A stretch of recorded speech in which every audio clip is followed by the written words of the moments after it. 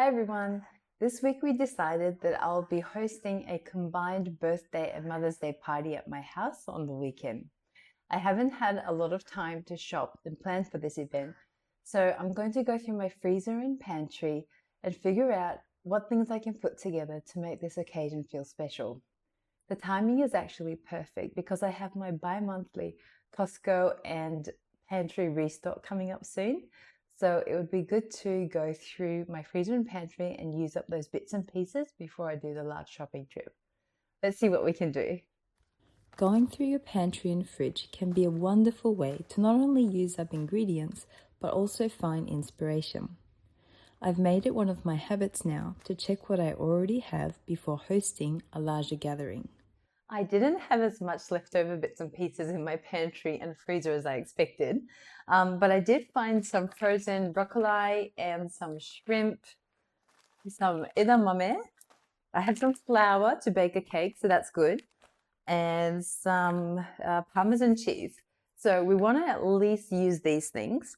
I know I do have some meats in the freezer, so I'm going to go through those, see what we can put together, and somehow make this occasion really special for everyone who's coming. I'm having 10 people come over for this party, so it's going to be a lot of fun to cook for everyone. I am going to finish as much of the cooking tonight so that tomorrow I don't have to stress about the cooking and I can just enjoy hosting everyone. So let's start cooking.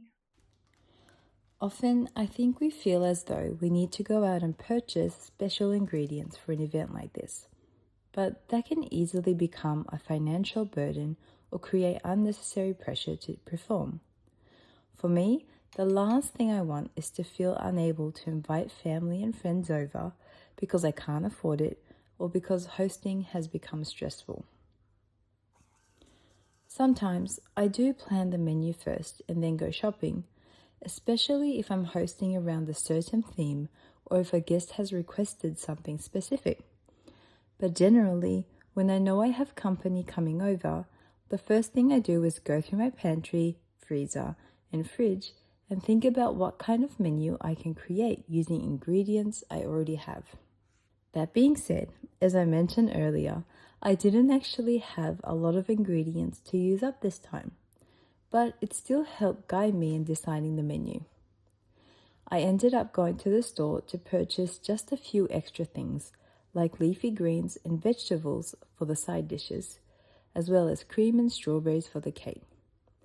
Other than that, I mostly used what I already had, and none of the guests would have known.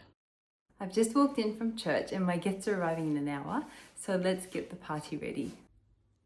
For this particular gathering, I made a steak salad, roasted potatoes, crispy prawns, egg and cucumber sandwiches, an edamame mousse, and a lemon and strawberry cake. The steak was a cut of meat I already had in the freezer. The prawns and broccoli were leftover bags from the freezer, and the eggs and cucumber were leftovers from the week.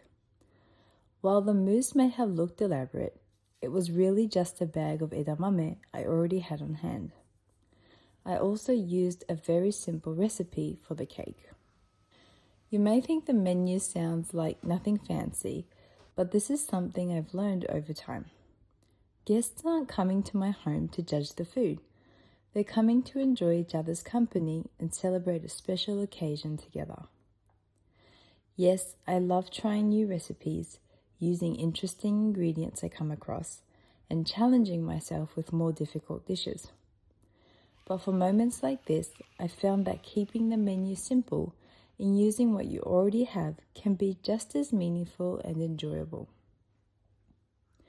My family, including my mother and mother-in-law, all enjoyed the meal and went home full and happy. And really, that's what matters most. So the next time you're hosting a meal in your home, ask yourself, what do I already have that I can use? How can I make what I already have feel thoughtful and welcoming? You may be surprised by what you come up with. Thank you so much for being here, and I'll see you again next week.